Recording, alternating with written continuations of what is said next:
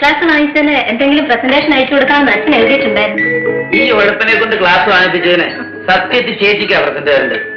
Kando നോക്ക് സാറേ.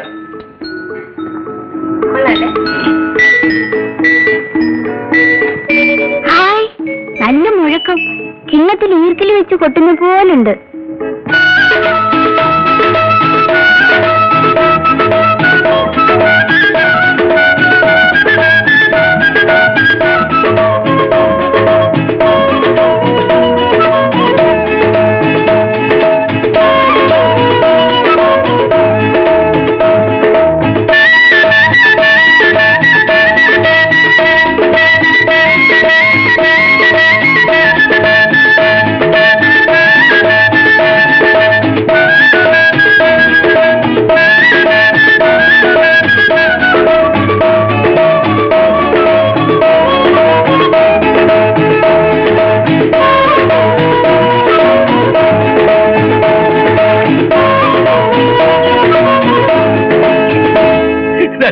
പെണ്ണ് അപ്പുറം, ഞാന് ഇപ്പുറം. ഞങ്ങള് രണ്ടുപേരുടെ ഇടയില് ദാണ്ടെ ഇതുപോലെ ഒരു സ്ക്രീൻ. എനിക്ക് പെണ്ണിന്റെ കാല് മാത്രം കാണാം. പെണ്ണ് കാണാൻ ചെന്ന ഞാന് അങ്ങ് അയ്യേന്നായിപ്പ്. പെണ്ണിന്റെ അമ്മാവനാണെങ്കിൽ ഉഗ്രപ്രതാപശാലി. പെണ്ണിനെ നേരിട്ട് കാണണമെന്നോട്ടോ അങ്ങനെ പറയാനൊപ്പോ? പെണ്ണിന്റെ ഒരവയവം കാണിച്ചു തരാം അമ്മാവൻ. അതിൽ നിന്നും പെണ്ണിന്റെ സൗന്ദര്യം നമ്മൾ മനസ്സിലാക്കിക്കൊള്ളണം. അത്രേ. പെണ്ണിന്റെ അവയവം കാണണം അമ്മാവന്റെ ഒരു ചോദ്യം. ഞാനിങ്ങനെ ആലോചിച്ചു. പെണ്ണിന്റെ കാല് മാത്രം കണ്ടാൽ മതി. ഞാൻ അങ്ങോട്ട് മറുപടി പറഞ്ഞു. കാരണം ശ്രീരാമേന്ദ്രൻ സീതയെ കാണാൻ ചെന്നപ്പോൾ ദശരഥൻ ഇതുപോലൊരു ചോദ്യം ചോദിച്ചു. അന്ന് ശ്രീരാമേന്ദ്രൻ പറഞ്ഞ മറുപടി രാമായണത്തിലുണ്ട്. നിൽ ശരീരം താങ്ങി നിൽക്കും രണ്ടു കാലുകൾ കണ്ടാൽ പോരും, അങ്ങനെ മൗലേ നിന്റെ സൗന്ദര്യം ഞാൻ ഗ്രഹിച്ചിടാം. അത് ഞാൻ പെണ്ണ് കാണാൻ പോയ അന്തക്കാലം. ഇന്നത്തെ അത് പോലും പറഞ്ഞാൽ നിങ്ങൾ സമ്മതിക്കത്തില്ല. രതിയെ വേണമെങ്കിൽ ഇപ്പൊ വിളിച്ച് കാണിച്ചു തരാം. അയ്യോ, ഇത് രതിയല്ല കേട്ടോ. അല്ല, ആമ്പിള്ളയുടെയും പെമ്പിള്ളയുടെയും വേഷം കണ്ട അവര് തിരിച്ചറിയാനോ ഒക്കത്തില്ല. ഇവനെ ഞങ്ങളുടെ അടുത്ത വീട്ടിലുള്ള പയ്യൻ മാമോനെ. ഇനിയിപ്പം ഇവളെ പെണ്ണ് കാണാൻ വന്നപ്പം ഇവളെ പെറ്റ് കിടക്കുക.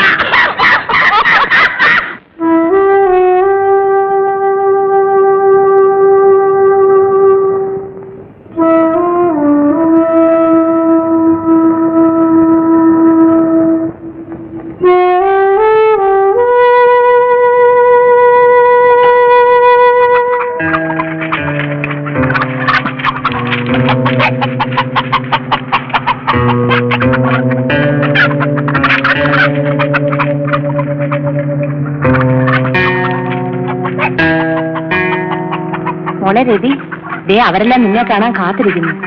ഒന്ന് വന്നേ. എടി, എന്നെ കാണാനല്ല, നിന്നെ കാണാനാ. വേഗം വാ.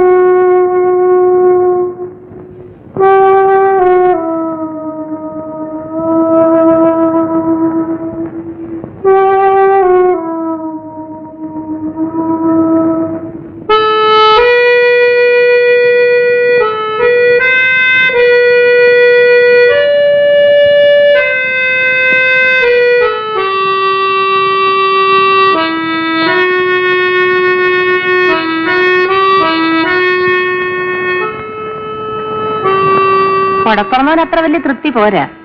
നേര് പറയാമല്ലോ, എനിക്ക് ആ കൊച്ചനെ ഇഷ്ടമായി. ഒരുമാതിരി കഴിഞ്ഞുകൂടാനുള്ള ചുറ്റുപാടും വരുമാനം ഒക്കെ ഇല്ലേ? അതുണ്ട്. എങ്കിൽ പിന്നെ ഇനി ഒന്നും ആലോചിക്കണ്ട, അതങ്ങ് നടത്തിക്കളയാം.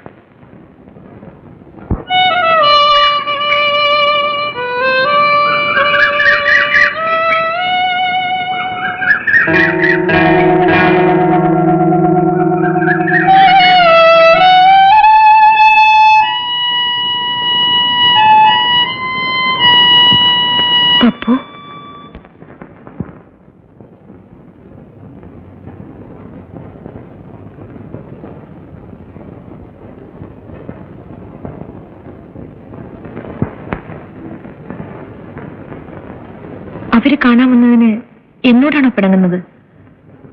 അതിന് ഞാനാണോ ഉത്തരവാദി? അല്ലെങ്കിൽ എങ്ങനെ അയാളുടെ മുന്നിൽ പോയത്? പോയെന്ന് വെച്ച് ഇനിയിപ്പൊ കല്യാണം, അത് കഴിയുമ്പോഴും ചോദിക്കാമല്ലോ ഞാനാണ് ഉത്തരവാദി എന്ന്.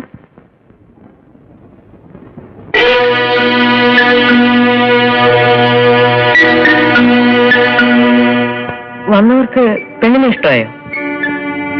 ആയിക്കാണും. നിങ്ങൾക്കാരെ ഇഷ്ടമായോ? ആരെ? ആ ആളിനെ.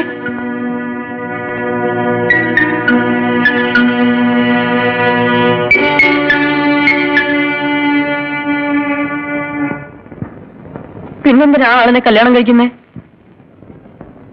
ആര് പറഞ്ഞു ഞാൻ അയാളെ കല്യാണം കഴിക്കുമെന്ന്? ഇല്ലേ? പറയൂ, ഇല്ലേ? അയ്യോ,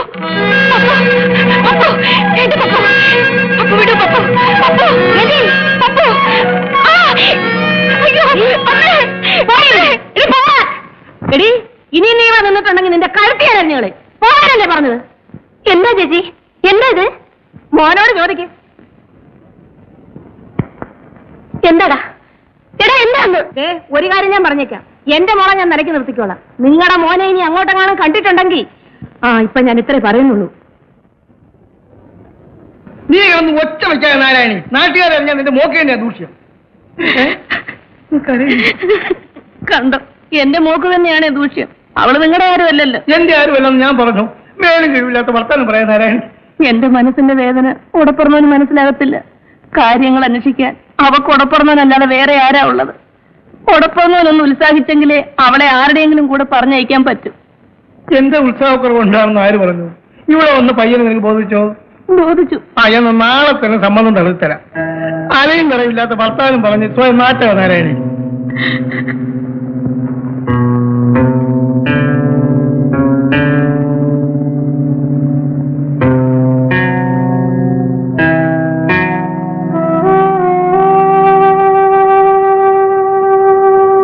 എങ്ങോട്ടാണ് ഒരുങ്ങിച്ചമ്മഞ്ഞ്? വെറുതെ പുറത്തേക്ക്. ഇപ്പൊ പുറത്തേക്ക് അകത്തേക്കൊന്നും പോകണ്ട, പോയപ്പോഴൊക്കെ മതി. ഇനി പുറത്തേക്കെങ്ങാനും ഇറങ്ങിയിട്ടുണ്ടെങ്കിൽ നിന്റെ മുട്ടി ഞാൻ തല്ലി ഓടിക്കും. ബാക്കിയുള്ളവരുടെ നാണം മാനം കെടുത്താനുണ്ടായ സന്താനം. ചേച്ചി എന്തിനാ അവനെ വഴക്ക് പറയുന്നത്? ചേച്ചിയുടെ എത്ര പ്രാവശ്യം പറഞ്ഞിട്ടുണ്ട് അവനെ ഇങ്ങനെ ധ്യാനിക്കരുതെന്ന്? ഇപ്പൊ അനുഭവിച്ചോ?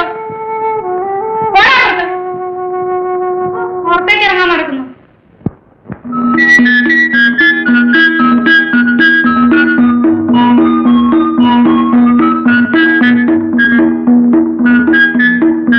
മതി മതി, ഈ വീട്ടിന്റെ മുറ്റത്തുള്ള കളിയും തമാശയൊക്കെ മതി. പോവള്ളാരെ അവിടുന്ന്, പോരാടുന്നു. നിന്നെ ഒന്ന് വീട്ടിൽ കയറ്റാൻ കൊള്ളത്തില്ലടാ. ഈ കുഞ്ഞുങ്ങളോടാണോ നാരായണി നില ചൗര്യം? ഇവരെ വഴക്ക് പറയാൻ നിനക്ക് എന്താ അധികാരം? അല്ല, എന്താ അധികാരം? ഞാൻ പിന്നെ എന്ത് വേണം? മിണ്ടാതിരിക്കണോ? മിണ്ടാതിരിക്കണം. 2 ദിവസം കൂടെ കഴിഞ്ഞാൽ ആ ചെറുക്കൻ കോളേജിൽ പോകും. അതിനിടയിൽ നിന്റെ ശബ്ദം ഇവിടെ കേട്ടുപോയാൽ അട്ടിച്ച് നിന്റെ കർണക്കുട്ടി ഞാൻ പൊട്ടിച്ചത്.